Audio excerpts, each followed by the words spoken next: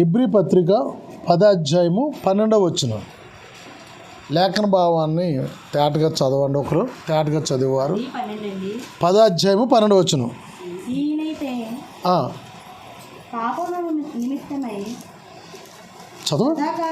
చదవండి. నిలుచు ఒక్క బలిని అర్పించి అప్పటి నుండి తన శత్రువులు తన పాదములకు పాదపీఠముగా చేయబడి వరకు కనిపెట్టుచు దేవుని కుడిపార్శ్వమున ఆసీనుడాయన. ఒక్క అర్పణ చేత ఈయన పరిశుద్ధపరచబడు వారిని సదాకాలమునకు సంపూర్ణులుగా చేసి ఉన్నాడు. ఈ విషయమై పరిశుద్ధాత్మ కూడా మనకు సాక్ష్యం ఇచ్చుచున్నాడు. ఏలయనగా ఆ దినములైన తర్వాత నేను వారితో చేయబోవు నిబంధన ఇదే, నా ధర్మ విధులను వారి హృదయములను నుంచి వారి మనస్సు మీద వాటిని వ్రాయుదును. చాలమ్మా, ఒక్కొక్క వచనాన్ని మనం పరిశీలన చేద్దాం. 12వ వచనం ఒకసారి చదవండి. ఈయనైతే పాపముల నిమిత్తమే సదాకాలము నిలుచు. చూడండి, పాపముల నిమిత్తమే సదాకాలము ఒకే బలి. అప్పటి వరకు ఎన్ని బలి అవి? చాలా రకాల బలులు ఉన్నాయి. పాప పరిహారపు బలి, చూడండి, పాప బలి, పాప విమోచన బలి, పశ్చాత్తాప బలి, ఎన్నో ఉన్నాయి. అయితే ఇప్పుడు యేసుక్రీస్తు ఒకే ఒక బలిగా, ఒకే ఒక బలితో మొత్తం అందరి పాపాలను కూడా విడుదల చేయబడుతుందని ఏకైక బలి కొరకే ఆయన భూమి మీదకి దిగి వచ్చాడు. ఆయన యేసుక్రీస్తు చాలామంది తెలియని వాళ్ళు అనుకుంటారు, యేసుక్రీస్తు దగ్గర ఏ రకమైన శక్తి లేక ఆయన పాపం సిలువేయించుకున్నాడు. మరి కొందరు ఏమంటారు తెలుసా, ఆ రోజు దేవునికి ఏ శ్రమలు వచ్చేమో మనకు రావడానికి ఎంత అంటుంటారు. ఆయన శ్రమ అనుభవించడానికి వచ్చాడు. ఆయన మనము శ్రమను తొలగించుకోవడానికి పుట్టా. శ్రమ మన మీదకి వస్తుంది, శ్రమను మనం ఏం చేయాలి? తొలగించుకోవాలి. ఎందుకని? మన శక్తితో అది తొలగించబడదు. మన శక్తి వెనకాల దేవుని యొక్క శక్తి మనకి సహాయముగా ఉంది. ఇక్కడ మనకు కనపడుతున్న వచనములు అదే. పరిశుద్ధాత్మ సహాయం మనకి ఏమవుతుందట? మనలను బలపరుస్తూ, మనలను స్థిరపరుస్తూ, మనలను నడిపిస్తూ ఉంటుందట. 13వ వచనం చూడండి, సదాకాలము నిలుచు. ఇంక నిలిచిపోయిందట. ఇంక మనం బలి ఇవ్వాల్సిన అవసరము లేదు, నిలిచిపోయింది. ఇంకా అప్పటి నుండి తన శత్రువులు తన పాదములకు పాదపీఠముగా చేయబడి వరకు కనిపెట్టుచు దేవుని కుడిపార్శ్వమున ఆసీనుడాయన. ఒక్క అర్పణ చేత ఈయన పరిశుద్ధపరచబడు వారిని సదాకాలమునకు సంపూర్ణులుగా సదాకాలము సంపూర్ణులుగా. ఏ కాలం వరకునే? సదాకాలము సంపూర్ణంగా ఒక అర్పణతో అయిపోయిందట. అంతే. మొదటి యోహాను పత్రిక 3వ అధ్యాయం 16వ వచనంలో యోహాను గారు ఏం చెప్తున్నారో చూద్దాం ఒకసారి. మొదటి యోహాను పత్రిక 3:16. మొదటి పత్రిక. ఆయన మన నిమిత్తము తన ప్రాణములు పెట్టెను. ఏం చేస్తారట? మన నిమిత్తము ఆయన తన ప్రాణాన్ని పెట్టారు. ఎందుకు అయినా ప్రాణం పెట్టవలసి ఉంది? మన నిమిత్తం గురించి. ఆయన గురించి చనిపోవలసిన అవసరము లేదు. సైకి చేస్తే చాలు. చనిపోయిన లాజరు బతికాడు కదండి, ఇంకా ఆయన రక్షించుకోలేడా అండి? అక్కడ కూర్చున్న వేలాది మందికి భోజనం, చిటుకులో అందరికీ కూడా భోజనం సిద్ధపరిచేస్తాడు. కానాను విందులో నీళ్లు ద్రాక్షరసంగా మార్చబడ్డాయి. ఎలాంటి అద్భుతాలు! ఒక మనుష్యుడిగా చేసే కార్యాలు కాదయ్యి. దేవుడు ఆయనే కాబట్టి, సృష్టిని శాసించే శక్తి ఆయన దగ్గర ఉంది కాబట్టి ఈ కార్యాలన్నీ చేయగలిగాడు ఆయన. అంతేగాని పాపం ఆ రోజున దేవుడే పడ్డాడమ్మా శ్రమలు, మనం ఎంత పడడం కాదు. ఆయన మనలను విడుదల చేయడానికి ఆయన పడ్డాడు. చదవండి మరోసారి. ఆయన మన నిమిత్తము తన ప్రాణం పెట్టాడు కనుక ఎలాంటి ప్రేమ చూడండి. ఎవరైనా పెట్టారు ఈ లోకంలో? ఏమండి మనకి తల్లిదండ్రులు ఒకవేళ మనకి ఆస్తులు పాస్తులు పంచిపెట్టచ్చు కానీ ప్రాణాన్ని ఇస్తారంటారా? ఇప్పుడు ఒకవేళ భార్యకి భర్త, భర్తకు భార్య ఒక కిడ్నీ ఇమ్మంటే ఇస్తారంటారా? నీకు ఎలాగా పోయిందన్నారు కదా, ఇంక మళ్ళీ నాది కూడా తీసి నీకు వేయాలా అంటారు. భార్యకు భర్త వచ్చిన అంతే, అమ్మ అలా ఉంచండి, దాన్ని అలా ఉంచాను.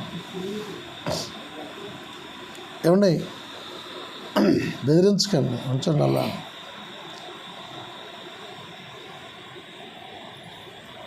ఎలాంటి ప్రేమ చూడండి దీన్ని. ఈయన ప్రేమ ఎలాంటిదంట? ఎలాంటి ప్రేమ గమనించండి అంటున్నాడు ఆయన. ఎందుకు ఎలాంటి ప్రేమ అంటే మన గురించి ఆయన చనిపోవడం ఏంటండి? మన గురించి ఆయన ప్రాణం ఇస్తున్నాడు ఆయన. ఎందుకు అంటే మనం ఇంకా ఈ పాపపు జీవితాన్ని విడిచిపెట్టాలని, పాపపు బ్రతుకును మార్చుకోవాలని, నీతిమంతుడైన ఆయన చనిపోతేనే కానీ మనం ఈ పాపంలోంచి బయటికి రాలేము. ఎవరైనా చనిపోయారా? నేను నీ గురించి చనిపోయానయ్యా, నేను నీ గురించి రక్తము కార్చాను. చాలామంది ఒకవేళ అలాంటి విమోచన జరుగుతుంది, నేను కూడా చచ్చిపోతానని ఒకవేళ ముందుకు రావచ్చు ఎవరైనా. కానీ ఎలాగ ఉండాలంటే ఆయన పరిశుద్ధమై ఉండాలంట. ఎలా ఉండాలి? పరిశుద్ధులై ఉండాలి, పరిశుద్ధత కలిగి ఉండాలి. ఏంటి? ఆలోచనలో కూడా పాపము లేనట్టు వాడై ఉండాలి. సవాల్ చేశాడు ఆయన నడి రోడ్డు మీద నిలబడి, నాలో పాపం ఉన్నదని మీలో ఎవరైనా స్థాపించగలిగినట్లయితే. చెప్పలేకపోయారు ఆయన్ని గురించి, ఎవరు నిందించలేకపోయారు ఆయన. చదువుదాం మళ్ళీసారి. మన నిమిత్తము తన ప్రాణమును పెట్టెను గనుక దీని వలన యేసుక్రీస్తు యొక్క ప్రేమను చూడండి. ఎలాంటి ప్రేమ చూడండి అయింది ఈ లోకము గురించి. అందుకనే యోహాను భక్తుడు మరి 1వ అధ్యాయం 16వ వచనంలో అంటాడు, ఈ లోకాన్ని ఆయన ఎంతో ప్రేమించాను. 3:16 అండి. ఎంతో ప్రేమించాడట ఆయన, ఎంతో ప్రేమించాడు. లోకాన్ని ఎవరైనా ప్రేమించారండి? లోకంలో రాజ్యాన్ని స్థాపించుకోవడానికి, పదవులను సంపాదించుకోవడానికి, ఏమండి ఇంకా ఈ రాజ్యం చాలక పక్క రాజ్యాన్ని సామ్రాజ్యంగా చేసుకోవాలని, పెద్ద రాజ్యంగా చేసుకోవాలని యుద్ధాలు ఆడి జనాలు చంపేసిన మనకి దేవుళ్ళు కనిపిస్తారు. కానీ లోకాన్ని ప్రేమించడానికి వచ్చిన దేవుడు ఎవడో కూడా కనిపించరు మనకి. దేవుని స్తోత్ర. లోకాన్ని ప్రేమించడానికి వచ్చాడట. ప్రేమించడానికి వస్తే ఎవరిని కూడా ఈయన ద్వారాగా కలగకూడదు. ప్రేమించే వ్యక్తి ఎలాంటి హాని జరగకూడదు ఈ వ్యక్తి ద్వారాగా.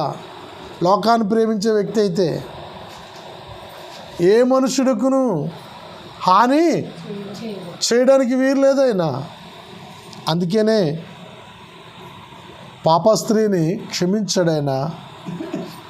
ఆమెను కూడా పరిశుద్ధురాలిగా జీవించమని చెప్పాడు ఆయన. దేవుని స్తోత్ర. మనం పురాణాల్లో చూస్తే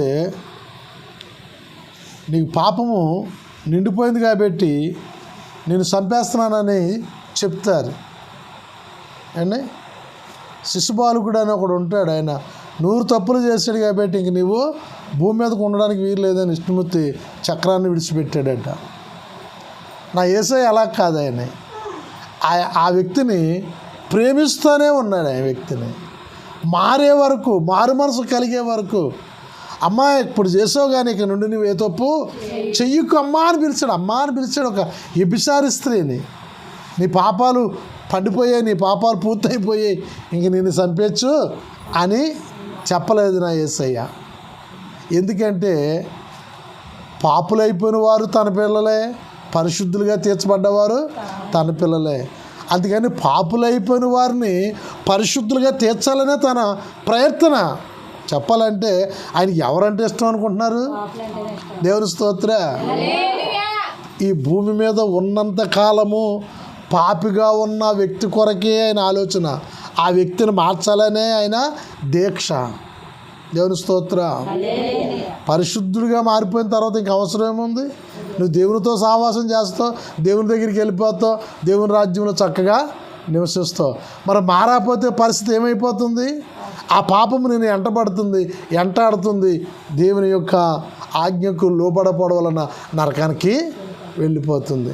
ఆ నరకానికి వెళ్ళిపోకూడదనే ఆయన ఎంతో ప్రేమిస్తున్నాడు ఈ లోకాన్ని, ఎంతో ప్రేమిస్తున్నాడు. ఆయన ప్రేమను చూడండి. ఆయన మన కొరకు చనిపోయాడు.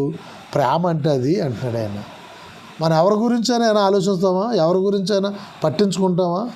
మనం ఎవరి గురించైనా కొంచెం కదా కొంచెం అయినా మన వల్ల ఏమైనా ఉపకారం జరుగుతుందంటే మనం ఏం చేస్తాం చెప్పండి? ఏం చేస్తాం చెప్పండి? వెంటనే ఆ ఉపకారాన్ని ఆబ్జెక్ట్ జరుగుతుందంటే. ఇంకా ముందు చూద్దాం. మనము కూడా సహోదరుల నిమిత్తము మన ప్రాణములను పెట్ట బద్దులమై ఉన్నాము. ఎలా ఉండాలని చెప్తున్నాడు ఆయన? సహోదరుల నిమిత్తము మనం కూడా ప్రాణం పెట్టేంత ప్రేమ చూపించాలంటే అండి. సహోదరులు కొన్ని సంఘాల్లో ఎంత ప్రేమగా ఉంటారో, గుళ్ళోంచి బయటికి వెళ్ళిపోయిన తర్వాత అంతే గొడవలు, తగాదాలు, తిట్టుకోవడాలు. ఏండి ఎవరు? విశ్వాసులే. ఆ సంఘంలోనే డోకరాలు, ఆ సంఘంలోనే మీటింగులు, ఆ సంఘంలోనే సీట్లు పెద్ద ఎవరు అనుకుంటున్నారు? పాస్టర్ గారే ఉంటారు. ఏమవుతుంది? నువ్వు బేగట్టవు. నువ్వు 1వ తారీఖు నీ జీతం పడుతుంది, 10వ తారీఖు పడుతుంది. పాస్టర్ నేను ఏమంటే తిడతా ఉంటుంది. ఏంటంట?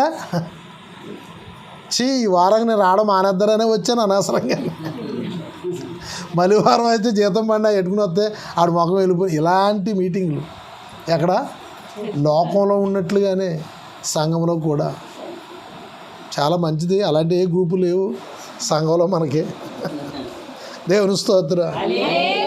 అవునా? శానాలు అడిగేవారు పాపం. బావుసిట్టోరు పాస్టర్ గారు. చిన్న సీట్ వేసాను పాస్టర్ గారు. ఎంతో కదా చిన్న సీట్ పెట్టాను, మీరు మీ దొబ్బులు కలపండి, కొంచెం ఓ సీటు ఉండండి అనేది. రావయ్యమ్మ గారు సీట్లు వేసింది అండి. ఒక్క సీటు ముందు సీటు మీద గెలుపుతాను, మీద రాస్తారు అనేది. దేవుని స్తోత్ర.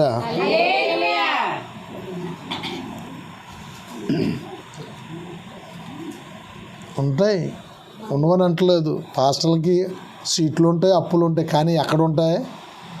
ఎక్కడో దిక్కున వేసుకోవాలి తప్ప అదే సంఘంలోనే మన సంఘంలో అయితే బాగుంటుంది కదా అని ఈ మీటింగే ఎక్కువైపోతూ ఉంటుందండి శరీర సంబంధంగా. అందుకని ఆయన అంటున్నాడు, ఆయన ప్రేమ ఎలాగ ఉండాలంటే సహోదరులు కూడా యేసుక్రీస్తు లోకము కొరకు ప్రాణం ఇచ్చినట్లుగా నీ సహోదరుల కొరకు నువ్వు ప్రాణము. అబ్బే ఒక ముక్క తొక్కుపడ్డదండి చాలు, మొఖాన్ని రక్తం చొక్కు. దేవుని స్తోత్రం. ఏదో గరిట తగులుకుని ఒకళ్ళు 2 ముక్కలు ఎక్స్ట్రా వస్తాయి. వాళ్ళ ఏదో ఒక్కోసారి వాళ్ళకి ఎంత తీసినా ఒకసారి పడవ వడ్డించకూడదే పాపం. ఏమంటారు వాళ్ళని? వడ్డించవాళ్ళు అంటారు. పోలేదు అనుకోరు మనసులో. ఎంతైతే ఏముందిలే, ఎంతంటే ఏ వస్తుందిలే అని ప్రేమ చూపించరు. ఏదో రకంగా మనం వాళ్ళని అంటూ ఉంటాం. అందుకని బైబిల్లో కూడా చాలా చక్కగా చెప్పారు. వడ్డించేవాళ్ళు పరిసరి గురించి కూడా ఎలా వడ్డించాలంట? నిష్కలంకమైన మనసుతో వడ్డించాలంటే వడ్డించేవాళ్ళు కూడా అంతే. అలా ఎక్కడ ఎవరు కూర్చున్నారో చూసే అవసరం లేదు. ఆకంగా చూసేసి పోవడమే అంతే. ఎక్కువపడితే వాళ్ళ కర్మ. కావాలని వేస్తే వీళ్ళ కర్మ తప్ప. ఎందుకు చెప్తున్నట్టు విషయాలు? సహోదరులు ప్రేమ ఉండాలి. సంఘంలో ప్రేమ లేకపోతే ఉంది. ఎలా ఉండాలంట? ఎవరికైనా నీరసం ఉందని తెలిసిందంటే వాళ్ళందరూ కూడుకుని ప్రార్థన చేయాలండి వాళ్ళ దగ్గర. ఆ ప్రేమ ఉండాలి.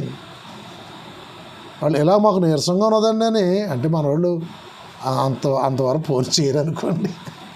మునిగిపోయిన తర్వాతే తెలుస్తుంది సంఘానికి, మాస్టర్ గారికి. దేవుని స్తోత్రం. తెలుస్తా వాళ్ళ వస్తారులే. వాళ్ళకే తెలుస్తుందంటే ఎప్పుడు తెలుస్తుంది? హాస్పిటల్ నుంచి ఇంటికి వచ్చాక తెలుస్తుంది. దేవుని స్తోత్రం.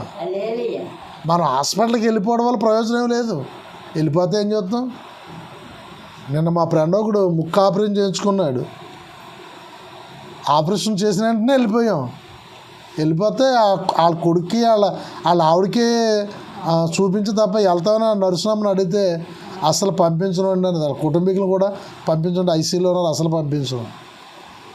దీని గురించి వెళ్ళేది వాళ్ళ అన్యులు కాబట్టి వెళ్ళాలి, కనపడాలి, వాళ్ళకి అదే తృప్తి అదంటారా. మరి దేవుని బిడ్డలకి ఏం చేయాలి? తెలిసిన వెంటనే వాళ్ళ నిమిత్తం కూడుకోవాలి. 4, 5, 10 మంది, వీళ్ళైతే వాళ్ళింటికాడో వాళ్ళింటికాడ వీళ్ళు కుదరకపోతే సన్నిధికి వచ్చి వాళ్ళ నిమిత్తం ప్రార్థన చేయాలి. నీ నిజమైన ప్రేమ ఉంటే. యేసుక్రీస్తు ఈ లోకం కొరకు తన ప్రాణం ఎలా పెట్టాడో మీ సహోదరుల కొరకు మీరు ప్రాణం పెట్టాలి అంటున్నాడు. ప్రాణం పెట్టడం అంటే ఎవరి ప్రాణం ఎవరు ఎత్తారండి? ఎత్తే వెనకాల భవిష్యత్తు వద్దా? దేవుడే వదిలేసిన ప్రాణం అని వాళ్ళ గురించి ఎత్తామేంటి? ప్రాణం పెట్టడం అంటే అది. ప్రాణం పెట్టడం ఏంటి? చాలామంది అంతా చూడు, వీడు నా ప్రాణ స్నేహితురాలు అంటే ఎందుకని? వాళ్ళ ప్రతి విషయంలోనూ పాలు పంచుకుని ఉంటారు కాబట్టి. అందుకని మనము క్రీస్తు యొక్క రక్తంలో మనం అందరూ కూడా దేవుని పిల్లలం కాబట్టి, సహోదరులం కాబట్టి, ఆయన చూపిన ప్రేమ మనం ఒక్కరి పట్ల ఒకరు చూపించుకోవాలి. అందుకే ప్రతి మంగళవారం ఒక ప్రార్థన పెట్టాం. ఏమని? ఈ రీతికైనా అందరూ కలిసి ఒక ఇంటి దగ్గర చెయ్యాలని, కూడుకోవాలి. మీరు ఎవరు కూడుకుంటున్నారు, ఎంతమంది కూడుకుంటున్నారో అడిగాను. తింటూ నాకు లేదనుకున్న పాస్టర్ గారిని చెప్తున్నాను, మీరు కంపల్సరీగా కూడుకుని ప్రార్థన చేయాలి ఆ కుటుంబం గురించి. మరి ఎందుకు పెడుతున్నాం మంగళవారం ప్రార్థన? ఆ కుటుంబం క్షేమం కొరకు, పలహారం కొరకు కాదు. అయ్యేం పెట్టవసరం, పెట్టకండి. అవునండి, ఆ కుటుంబం క్షేమం కొరకు. ఉద్యోగం ఉన్నవాళ్ళు సెలవు పెట్టుకుని రావవసరం లేదు. ఖాళీగా ఉన్న వాళ్ళు అందరూ రావాలి కంపల్సరీగా. జాబ్కి వెళ్ళిన వారు, కూలి పనికి వెళ్ళిన వారు ఏం చేయాలి? అలాంటి వాళ్ళు అందరూ ఏం చేయాలి చెప్పండి? సాకు చెప్పొద్దు, ఆ పని ఉందండి, ఈ పని ఉందండి. ఉన్న టైంలో చేయడమే. మన దగ్గర ఉన్న పని చాలాది ఉంటుంది. ఖచ్చితంగా ఆ కుటుంబం కొరకు మనం వెళ్ళి ప్రార్థించాలి. అంటే నువ్వు ఆ సహోదరుడి పట్ల, ఆ సహోదరి పట్ల, ఆ కుటుంబం పట్ల నువ్వు ప్రేమిస్తున్నావు లెక్క. నువ్వు వెళ్ళావంటే, అవునా కదా? వెళ్ళావంటది ఏం చేస్తున్నట్టు చెప్పండి? ఆ కుటుంబం కొరకు నువ్వు ప్రేమించి, ఆ కుటుంబం కొరకు నువ్వు ప్రార్థన చేస్తున్నట్లు. దేవుని స్తోత్ర. ఆ కుటుంబంలో ఉన్న కొన్ని సీక్రెట్ శక్తులను, అంధకార శక్తులు, దురాత్మ శక్తులు ఆ ప్రార్థన ద్వారా బయటికి వెళ్తాయి. ఎలా ప్రార్థన చేస్తే వెళ్తాయి, ఊరుకుంటాయా? కాలిపోతాయి, మామూలుగా ఉండదు. ప్రార్థన 3 గంటల సేపు ప్రార్థన చేస్తే ఏమవుతుంది? ఏ సమస్య జరిగి విడుదల రావాల్సిందే, సమాధానం రావాల్సిందే. అందుకని మనం సహోదరులుగా ప్రేమించండి అంటున్నాడు ఆయన. ప్రేమ ఎలా కనపరుస్తాము? ఈ ప్రార్థన దేనికంటే శోధన మన మీద దాడి చేయకుండా ముందుగానే మనం దీన్ని ప్రార్థన ద్వారాగా ప్రతి కీడును తొలగించుకుని జయం పొందడానికి. దేవుని స్తోత్ర. ఇంకా చదువుదాం. జీవనోపాధి గలవాడై ఉండి తన సహోదరునికి లేమి కలుగుట చూచియు అతని ఎడల ఎంత మాత్రమును కనికరము చూపని వాని యందు దేవుని ప్రేమ ఎలాగా నిలుచును. దేవుని స్తోత్ర. మరలా చెప్తున్నాడు, నీకు కలిగిన దాంట్లో జీవనోపాధి, నీ ఉద్యోగం అయితేనో, నీ వ్యాపారం అయితేనో, నీ కూలి పని అయితేనో, నీ సహోదరులో నీకన్నా ఇంకా నువ్వు కింద స్థితిలో ఉంటే, నీకన్నా ఇంకా నువ్వు కింద స్థితిలో వాళ్ళు నీ సంఘంలో ఉంటే ఏం చేయాలంట? కనికరం. అంటే నువ్వు అది ఇది నువ్వు ఈ రీతిగా నువ్వు దానాధారం చేసాను డిమాండ్ అని చెప్తలేదు. కనికరము. వాళ్ళకి అవకాశం ఉంది కాబట్టి, నీ దగ్గర అవకాశం నీకు ఉంది కాబట్టి, నీ అవకాశాన్ని బట్టి నువ్వు కనికరము చూపించు. అందుకనే మనకి విదేశాల నుంచి మరి మన దేశాన్ని దత్తత తీసుకున్న కొన్ని దేశాలే ఉన్నాయి. ఏమండి, కొన్ని కోట్లు, 100 కోట్లు మన దేశానికి తెచ్చి స్త్రీలకు చదువు నేర్పించారు.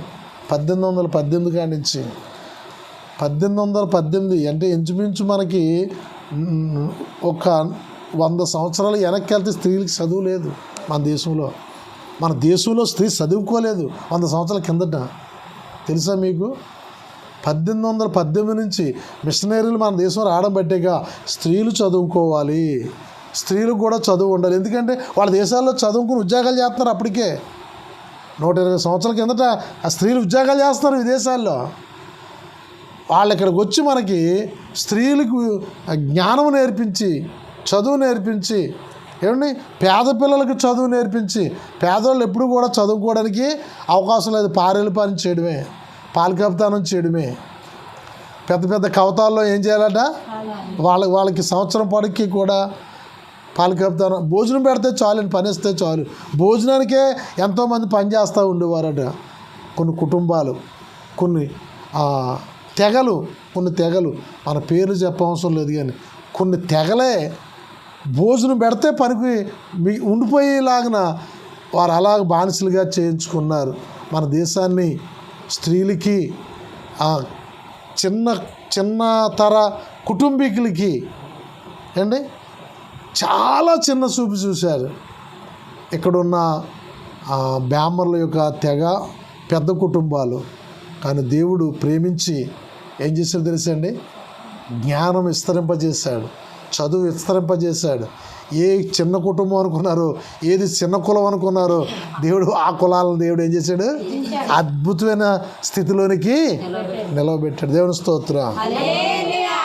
ఈ రోజున చాలా వరకు వివాహాల విషయాలు అయితేనో భోజనాలకు వెళ్ళే విషయాల్లో అయితేనో తారతమ్యం అన్యులే వదిలేశారు.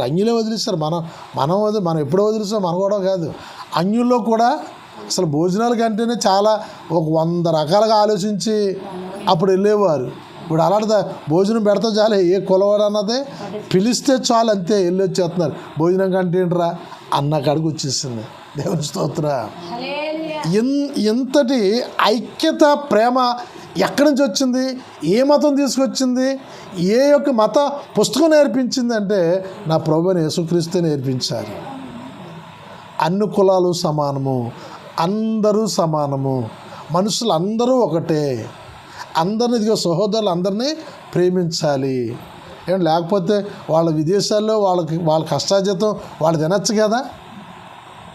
వాళ్ళ మీద వేసి ఇక్కడ వరకు తేవాలా వాళ్ళ డబ్బు, ఇక్కడ వరకు తెచ్చి మనలను పెంచి పెద్దోని చేయాలా, మనకి చదువులు నేర్పించాలా అంటే దేవుడు వారికి చెప్పిన ఆజ్ఞ ఏంటంట, ఇదిగో నీ జీవనోపాధిలో ఏదో ఒకటి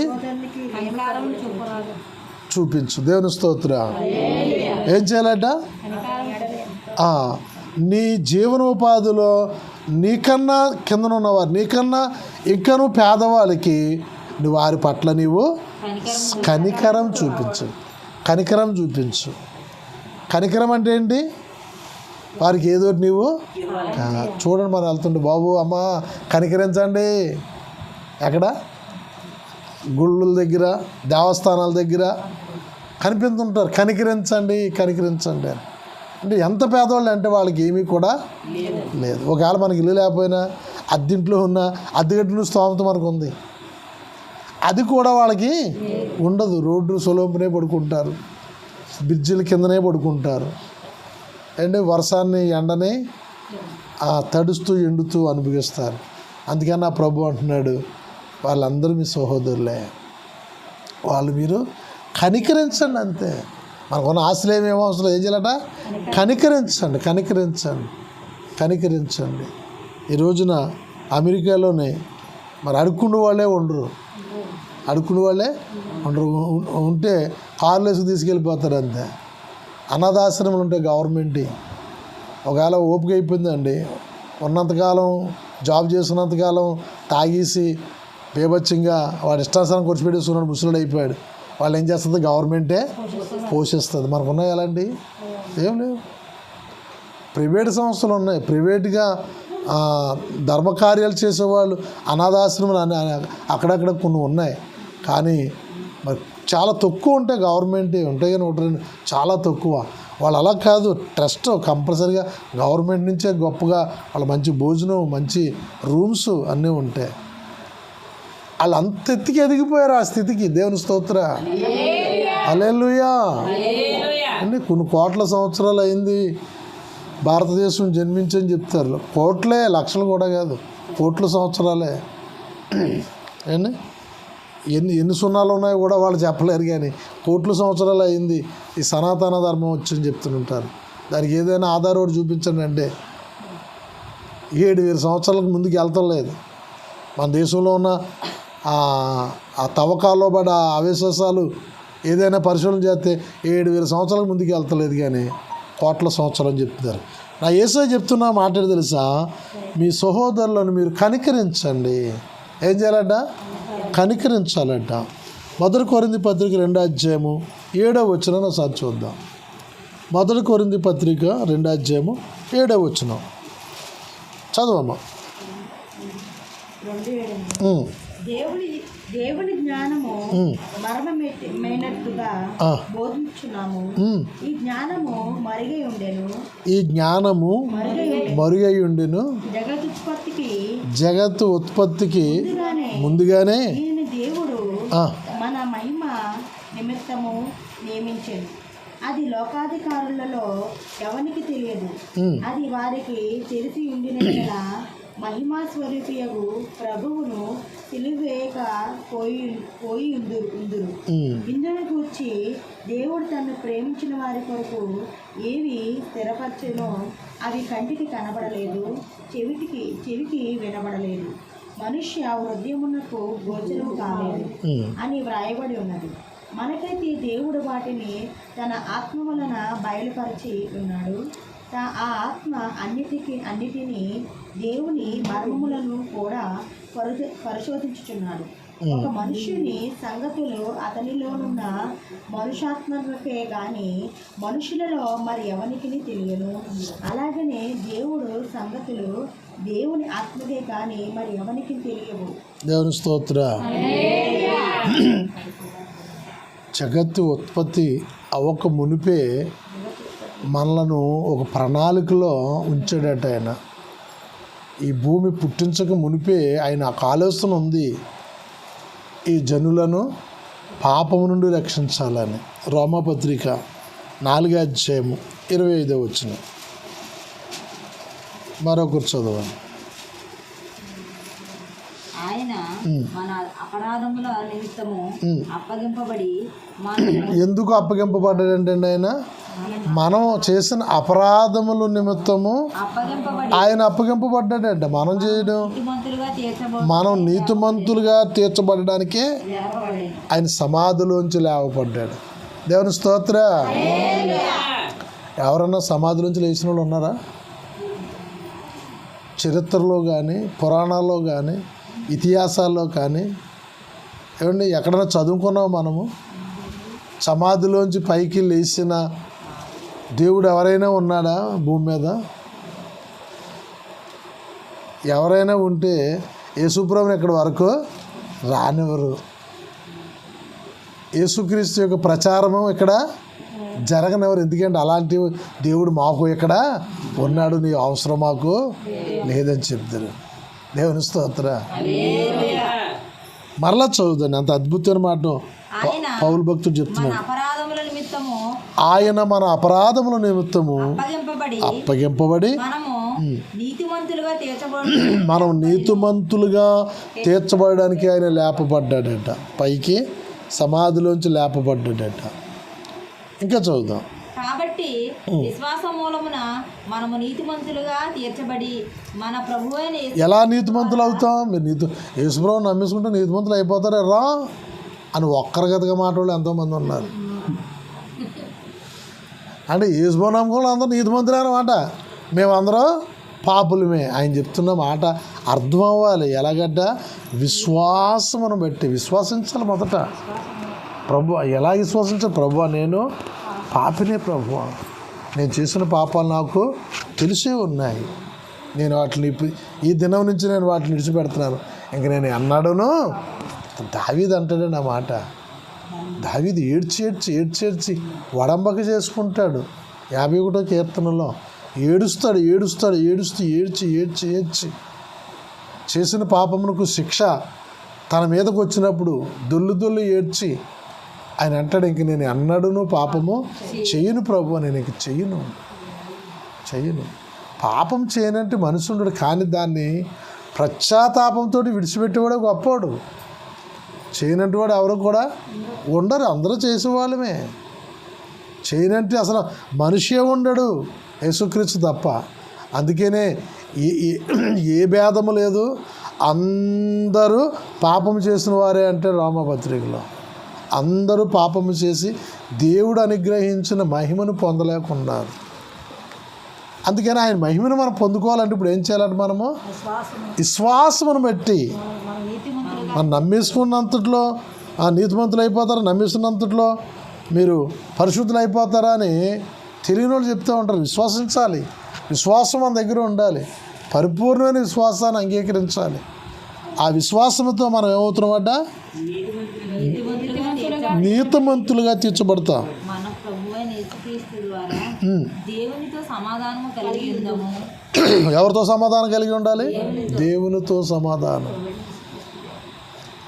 ఎలా ఉండాలంటే మనము సవాలు ఇసరాలి మనము విశ్వాసంలో కానీ, భక్తిలో కానీ, దైవికంలో కానీ, మాటలో కానీ, చూపులో కానీ, ప్రవక్తలో కానీ దేవునికి సాటిగా మనం సరిపోయినంత క్వాలిటీ మనం సంపాదించుకోవాలి భూమి మీద ఉండగా మనము. దేవుని స్తోత్ర అండి. అప్పుడంటే నాకు తెలియదు, నాకు ఎవరు చెప్పలేదు, నాకు ఎవరు బోధించలేదు, ఇది పాపమని, ఇది తప్పు అని ప్రోత్సహించిన వాళ్ళగా నన్ను ఇది తప్పురా అని గద్దించిన వాళ్ళు నాకు ఎవరు కూడా లేదు. ఇదిగో నాకు బైబిల్ చెప్తుంది, యేసు దేవుడు చెప్తున్నాడు నాకేమని. దాన్ని విడిచిపెడితేనే కానీ నీవు దేవుని రాజ్యంలో ప్రవేశించలేవు. మొదటి దశలోని పత్రిక 5వ అధ్యాయము 10వ వచనం. ఈ రిఫరెన్స్ చదువుకుని మనం ముగించుకుందాం నాన్న. మొదటి దశలోని పత్రిక 5:10.